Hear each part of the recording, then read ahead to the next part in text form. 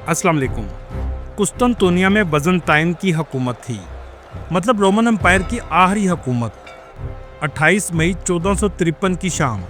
ये कोई नहीं जानता था कि ये इस हुकूमत की आखिरी शाम है। यहाँ तक कि इन्होंने कभी ये सोचा भी नहीं था कि हमें कोई शिकस्त दे सकता है, क्योंकि 1000 साल से कुस्तुनतुनिया रोमन्स के पास था।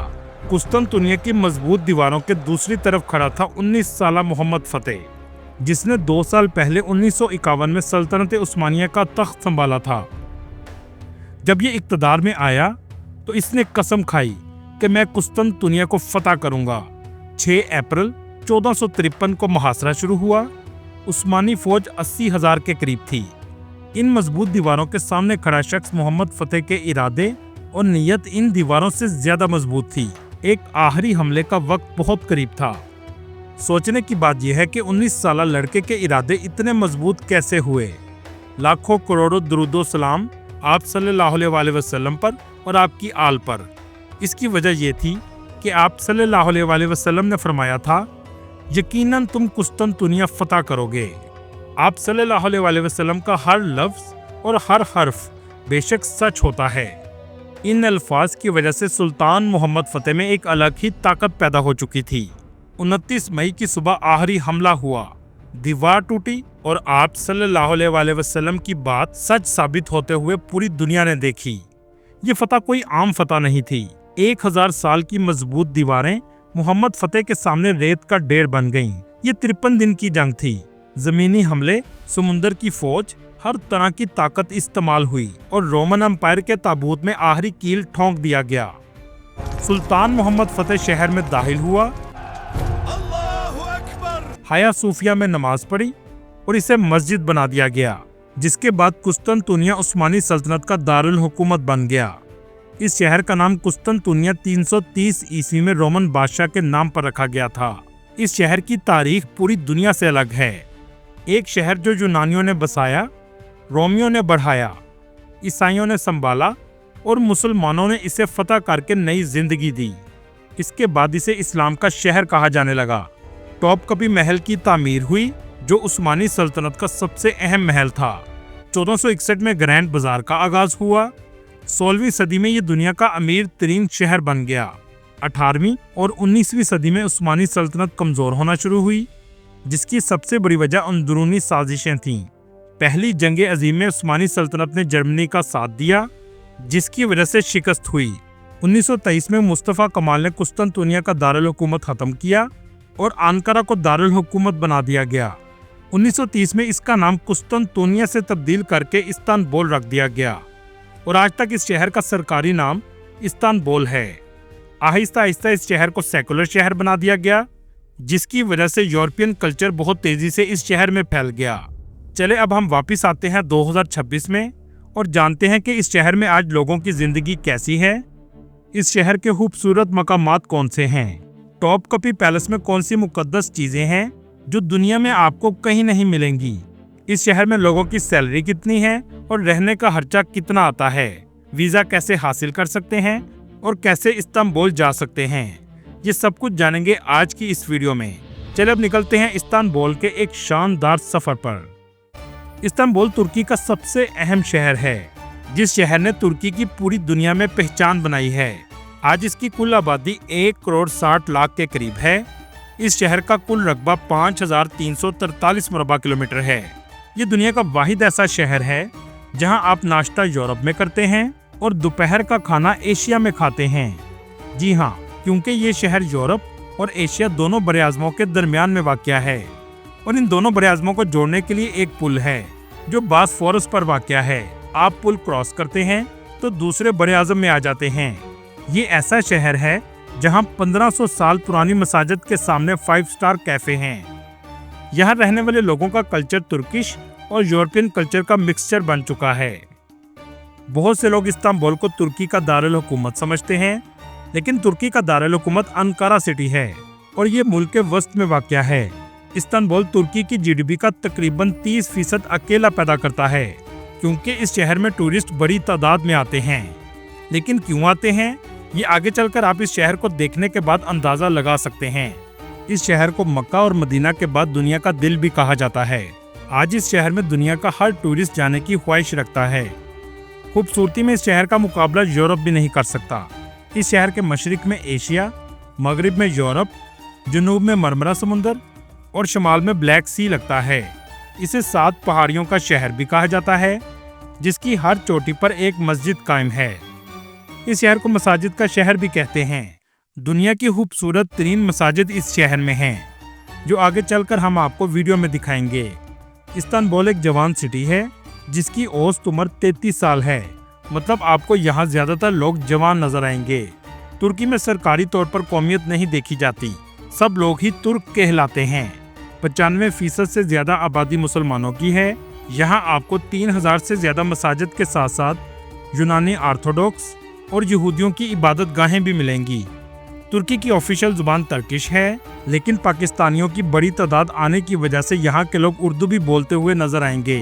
पाकिस्तान में तुर्की उस वक्त सबसे ज्यादा फेमस हुआ जब बड़ी तादाद में लोगों ने अर्तगल ड्रामा देखना शुरू किया और तुर्की की तारीख को जाना। आज बड़ी तादाद में पाकिस्तानी इस मुल्क में आते हैं। बहुत से पाकिस्तानियों ने इस मुल्क का पासपोर्ट भी ले रखा है। चलें पहले जानते हैं इसका वीज़ा कैसे हासिल कर सकते हैं। तुर्की का वीज़ा लेने के लिए आपको एप्लीकेशन फॉर्म अनातोलिया सेंटर में जमा करवाना होगा। अनातोलिया का ऑफिस मुल्क के बड़े शहरों में मौजूद है। सिंगल एंट्री वीज़ा की फ़ीस $60 के करीब है, जबकि मल्टी एंट्री वीज़ा की फ़ीस $190 है। इसके अलावा अनातोलिया ऑफिस भी फ़ीस लेता है, जिसमें $60 रेगुलर प्रोसेसिंग के और $80 फास्ट प्रोसेसिंग के हैं। पाकिस्तान से तुर्की की फ़्लाइट तकरीबन 2 लाख तक आसानी से मिल जाती है। यह है इस्तांबुल का खूबसूरत एयरपोर्ट। बस या ट्रेन में बैठकर आप शहर में आ जाते हैं। इस शहर में रहने का एक दिन का किराया $50 से $100 के करीब आता है। सबसे पहले चलते हैं 7 हिल्स व्यू पॉइंट रेस्टोरेंट। इस जगह से इस्तांबुल के सबसे अच्छे नज़ारे आप ले सकते हैं। ये रेस्टोरेंट हाया सूफिया और ब्लू मस्जिद के दरमियान है। इन नज़ारों के साथ साथ आप मज़ेदार नाश्तों का मज़ा भी ले सकते हैं। नाश्ते के बाद चलते हैं हाया सूफिया मस्जिद, जो अपनी तारीख की दास्तान खुद सुनाती है। 537 ईस्वी में इसे तामीर किया गया था और इसे कलीसा बनाया गया था, जिसके बाद 1453 में मोहम्मद फतेह ने इसे मस्जिद में तब्दील कर दिया। ये वो दरवाज़ा है जहां से मोहम्मद फतेह दाखिल हुआ था।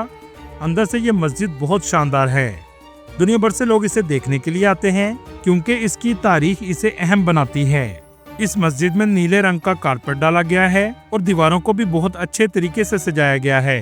ये जो आप जगह देख रहे हैं, रोमन बादशाह की ताज पोशी इसी जगह की जाती थी और इस जगह उस्मानी दौर में बच्चों को इस्लाम की तालीम दी जाती थी। इस मस्जिद में टूरिस्ट का रश हर वक्त रहता है। चले अब चलते हैं ब्लू मॉस्क, जो हाया सूफिया के करीब वाक़या है। इसे मस्जिद सुल्तान अहमद भी कहा जाता है। ये भी अंदर से बहुत खूबसूरत है। इस्तांबुल की इस्तकलाल स्ट्रीट टूरिस्ट में सबसे ज्यादा फेमस है। शॉपिंग की दुकानें भी आपको यहाँ नजर आएंगी। इस स्ट्रीट में खाने की दुकानें बड़ी तादाद में मौजूद हैं। खाए बगैर आप यहाँ से नहीं जा सकते। इस जगह अदना कबाब और गोश्त से बनी हुई डिशेस सबसे ज्यादा खाई जाती हैं। इस शहर का ग्रैंड बाजार पूरी दुनिया में फेमस है। इस बाजार में 4000 से भी ज्यादा दुकानें हैं और ये बाजार 3,33,000 स्क्वायर फीट में फैला हुआ है। इस जगह जाकर आप इनकी सकाफत को भी जान सकते हैं। बहुत से लोग इस शहर में सिर्फ इनके खानों की वजह से आते हैं। दुनिया के सबसे बेहतरीन शेफ भी इस्तांबुल में हैं। पूरा शहर आपको साफ सुथरा नजर आएगा। रास्तों की तरह यहाँ के लोगों के दिल भी बहुत साफ हैं। यहाँ के लोग बहुत मेहमान नवाज होते हैं, टूरिस्ट के साथ बहुत अच्छे तरीके से पेश आते हैं। यह है गलाता टावर, जिसके अंदर जाने के लिए आपको इन तंग तारीखी गलियों से गुजरना पड़ता है। ये टावर तारीखी इमारत है। इसके ऊपर खड़े होकर आप बॉस्फोरस का नज़ारा भी ले सकते हैं। आप जो ये ब्रिज देख रहे हैं, ये वही जगह है जहाँ से एशिया और यूरोप का संगम होता है और ये ब्रिज दोनों बड़े-आज़मों को आपस में मिलाता है। चलें अब आपको लेकर चलते हैं बलात कलरफुल डिस्ट्रिक्ट, जहाँ रंगदार पुराने घर, कैफे और गलियाँ हैं। आप इसे ओल्ड टाउन भी कह सकते हैं। बॉस्फोरस समुद्र में क्रूज का मजा लेना आपके लिए एक अलग ही एक्सपीरियंस होगा। रात का नज़ारा भी बहुत दिलकश होता है। चलें अब आपको दिखाते हैं ऐसी जगह जो इस्तांबुल की जान है, जिसका नाम है टॉपकापी पैलेस। आप जब भी तुर्की इस्तांबुल जाएं तो इसका ज़रूर विजिट करें। ऐसा मैं क्यों कह रहा हूँ, आगे जब आप देखेंगे तो आपको अंदाज़ा हो जाएगा। ये उस्मानी सल्तनत की तारीखी इमारत है इस जगह इस जमाने में दफ्तर हुआ करते थे।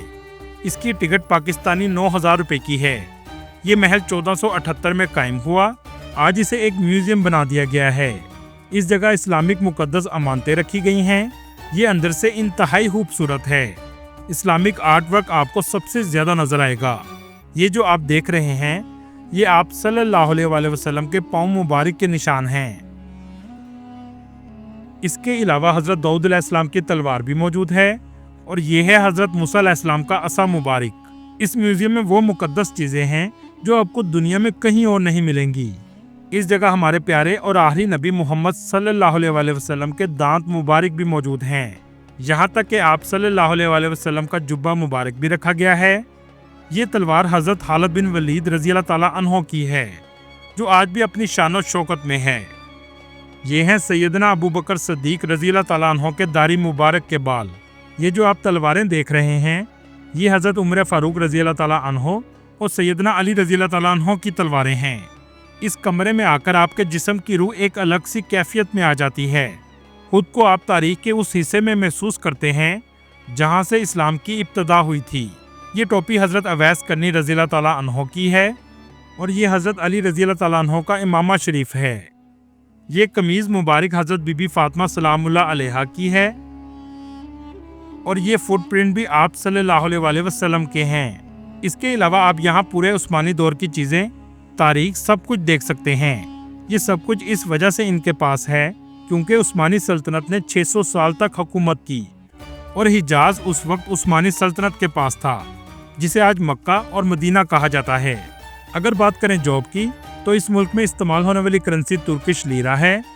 एक लीरा के बदले पाकिस्तानी 6 रुपए आते हैं।